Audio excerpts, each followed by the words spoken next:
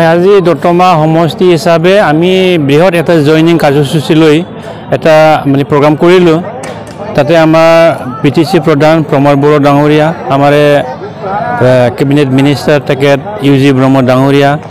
আৰু MLA Lawrence Islary আৰু MLA জিৰণ বসুমতাৰী আৰু আমাৰ পাৰ্টিৰ নেতৃবৰ্গৰ সন্মুখতে 862 জন BPF আৰু BJPৰ পৰা আজি যোগদান কৰিলে সেইটো আমি বৃহৎ সাফল্য বুলি ক'ব পাৰোঁ কিয়নো আমি দতমা সমষ্টিত আমাৰ যথেষ্ট সংখ্যক আমাৰ সমৰ্থক আছে তথাপি আকৌ আজি আমি অন্তত হাজাৰৰ মানে সংখ্যক যেটো যোগদান কৰিলে সেইটো লৈ আমাৰ মানে যথেষ্ট UPPL দল হিচাপে আমি যথেষ্ট মজবুত হিচাপে কাম কৰিবলৈ সক্ষম হ'ম এবাৰ আগন্তুক যেটো নিৰ্বাচন সেইটো লক্ষ্য ৰাখি আমি যেনেকৈ মানে ৰাইজৰ কাৰণে বা ৰাইজৰ হকে আমি যেটো কথা কৈ আছো কাম কৰি আছো হেতুৰ প্ৰতি মানুহৰ এটা আকৰ্ষণ বাঢ়ি গৈছে আৰু হেতুৰ প্ৰতি মানুহৰ যেটো মানে আমাৰ প্ৰতি সমৰ্থন হেতু আমি আদায় কৰিবলৈ সক্ষম হৈছে তেনে ক্ষেত্ৰত আমি আশা কৰিছো যে আমি যেনেকৈ বিটিচি চৰকাৰৰ তৰফৰ পৰা ৰাইজৰ কাৰণে যেটো কৰিবৰ কাৰণে আমি প্ৰতিশ্ৰুতি দিছিলো এইবোৰ কৰাৰ ক্ষেত্ৰত আমি নিশ্চয় সাফল্য যদিও হোৱা নাই যদিও আমি প্ৰজেক্টমে আমি কাম কৰি যাম প্ৰজেক্টমে কাম কৰি আছো আৰু ইতিমধ্যে বহুজন ৰাইজৰ বহুজন নিৰীহ ব্যক্তি বহুজন গৰীব মানুহৰ আমি বহুখিনি কাম কৰিবলৈ সক্ষম হৈছো এই কাৰণত আজি মানে মহিলাই হওক পুৰুষাই হওক ডেকা লৰাই হওক নিউ ভোটাৰ্স আটাইতকৈ মানে ডাঙৰ কথা হ'ল নিউ ভোটাৰ্স যিবোৰ নিউ ভোটাৰ্স আজি যোগদান কৰিলে হেতু চাই কিনি আমি খুব ভাল লাগিল আনন্দিত হৈছো যে আমি UPPL চৰকাৰৰ যেটো মানে উদ্দেশ্য যেটো নীতি আদৰ্শ সেই আদৰ্শলৈ কাম কৰাৰ ক্ষেত্ৰত আমি কোনোদিন মানে অৱহেলা কৰা নাই হেতু কথা আমাৰ নৱপ্ৰজন্মই বুজি পাইছে নিশ্চয় গতিকে আজি যি ধৰণৰ যোগদান কৰি ৰাইজৰ হকে আৰু আমাৰ BTR হকে কাম কৰিবৰ কাৰণে যেটো প্ৰতিশ্ৰুতি দিছে যিবোৰ নতুনকৈ যোগদান কৰিলে তেখেতসকলক মই ধন্যবাদ জ্ঞাপন কৰিছো প্ৰমোদ বড়ো ডাঙৰীয়া মই ধন্যবাদ জ্ঞাপন কৰিছো যে তেখেতৰ নেতৃত্বত যি ধৰণৰ ৰাইজৰ কামবিলাক হৈ আছে কৰি আছো এই ক্ষেত্ৰত মানে আমি যথেষ্ট সাফল্যমণ্ডিত বুলি আমি ক'ব লাগিব গতিকে ধন্যবাদ আপোনালোকৰ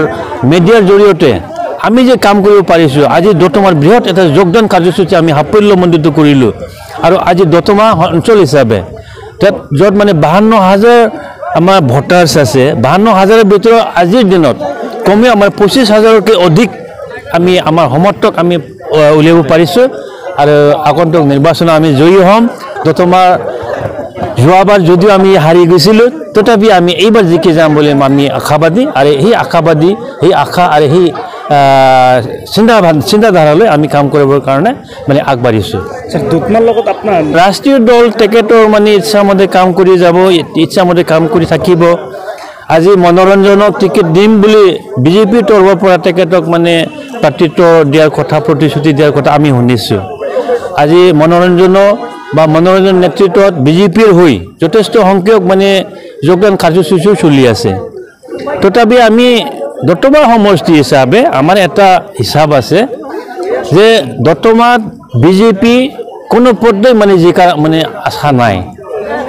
কিয়নো মানে আগৰ দুটা সময়ত যেনেকৈ BJPয়ে মানে ভোট পাইছিলে সেই হিচাপত আজিৰ দিনত যিমান যোগদান কাৰ্যসূচী কৰিছে তাত অধিকতম 2,000 মান বাঢ়িব পাৰে আগৰ 6,000 এতিয়া 2,000 মান যদিও বাঢ়ি যায় তাতে যদি BPO পৰা গৈছে বা UPPৰ পৰা যদিও গৈছে 2,000 পলে 8,000ৰ ওপৰত তেখেতৰ ভোট নাযায় গতিকে আমি এটা হিচাপ কৰিছো BJP আজিৰ দিনত আগ নবঢ়াই ভাল মনোৰঞ্জন ব্ৰহ্ম তাত টকা পইচা আছে বুলি মানে তেখেতে কাম কৰি আছে মানুহবিলাকক যদি জয়নিং লয় লগে লগে 500 টকা 1,000 টকা 5,000 টকা 10,000 টকা তেনেকৈ দি আছে কিন্তু আজিৰ দিনৰ ৰাইজৰ এটা সচেতনতা আমি দেখিবলৈ পাইছো সজাগতা আমি দেখিবলৈ পাইছো ৰাইজে টকা পইচা আজিৰ দিনত যোগদান কৰি পইচা লৈছে যদিও ভোট কিন্তু BJPক নিদিয়ে সেইটো কথা মই খাটাংকৈ ক'ব পাৰোঁ গতিকে আজিৰ দিনত BJPৰ কোনো কাম নাই দতমা সমষ্টিত BJPৰ এইটো এটা নীতি আৰু ৰাষ্ট্ৰীয় দল হিচাপে সৰু সুৰা মানে যিবোৰ দল আছে আমাৰ মানে ৰিজনেল যিবোৰ পাৰ্টি থাকে সৰু সুৰা এইবোৰ পাৰ্টিক কেনেকৈ আগ্ৰাসন কৰি মানে তেখেতসকলে ডমিনেট কৰিব পাৰে তেখেতসকলে নিজৰ ইচ্ছামতে মানে কামত লগাব পাৰে তেনেকুৱা চিন্তা ভাৱনা তেখেতসকলৰ থাকে গতিকে ৰাষ্ট্ৰীয় দল হিচাপে তেখেতসকলে যি ইচ্ছা সেইটো থাকে কৰি যাব কিন্তু দতমা সমষ্টি হিচাপে মই একদম খাটাংকৈ ক'ব পাৰোঁ ৰাষ্ট্ৰীয় দলে হওক বা যি নহওক মনোৰঞ্জনে আহক বা নিজে হিমন্ত বিশ্ব শৰ্মা যদি আজিৰ দিনত আহে এই দতমা সমষ্টি জিকিব নোৱাৰে সেইটো কথা ক'ব পাৰোঁ ৰাজনীতিক সৰু সুৰা ৰাজনীতিক দল আজিৰ দিনত নতুনকৈ যেনে